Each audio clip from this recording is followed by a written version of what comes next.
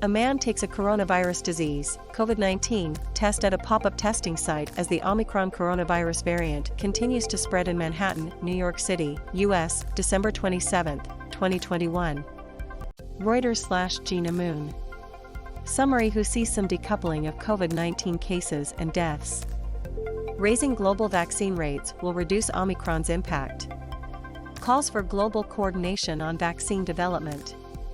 Geneva, January 4. Reuters. More evidence is emerging that the Omicron coronavirus variant is affecting the upper respiratory tract, causing milder symptoms than previous variants and resulting in a decoupling in some places between soaring case numbers and low death rates, a World Health Organization official said on Tuesday.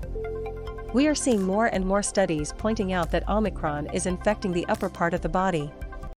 Unlike other ones, the lungs would be causing severe pneumonia, WHO incident manager Abdi Mohammed told Geneva-based journalists.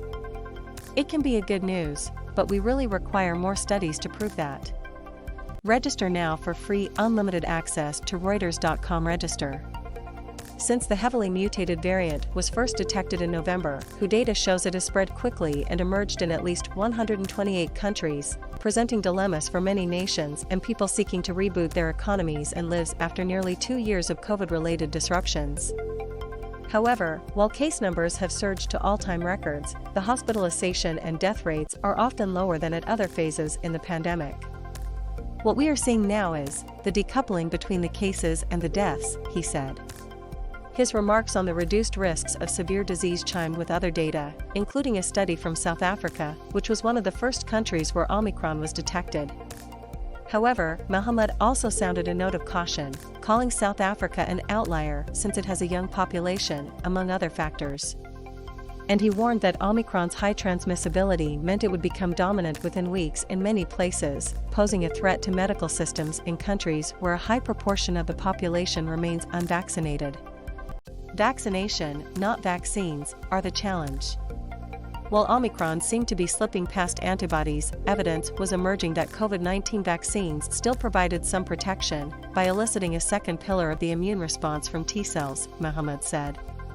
Our prediction is protection against severe hospitalization and death from Omicron will be maintained, he said, saying this also applied to vaccines developed by Sinopharm and Sinovac that are used in China, where Omicron cases remain very low. The challenge has not been the vaccine, but the vaccination and reaching those vulnerable populations. Asked about whether an Omicron-specific vaccine was needed, Mohammed said it was too early to say, but voiced doubts and stressed that the decision required global coordination and should not be left to manufacturers to decide alone. You may go ahead with Omicron and put all your eggs in that basket, and a new variant that is more transmissible or more immune evasive may appear, he said, adding that a WHO technical group had held recent meetings on vaccine composition. The best way to reduce the impact of the variant would be to meet the WHO's goal of vaccinating 70% of the population in each country by July, rather than offer third and fourth doses in some countries, he said. As case numbers due to Omicron have soared, some countries, including the United States, have cut down isolation or quarantine periods in a bid to allow asymptomatic people to return to work or school. Mohammed said that leaders should decide based on the strength of the local epidemic, saying Western countries with very high case numbers might consider trimming isolation periods to keep basic services functioning. However, places that have largely shut it out would do better to maintain the full 14-day quarantine period. If your numbers are very small, you better be invested in keeping that number very, very low. Register now for free unlimited access to Reuters.com. Register. Reporting by Emma Farge and Mrinalika Roy in Bangalore, editing by Andrew Cawthorne and Alex Richardson. Our standards, the Thomson Reuters Trust Principles.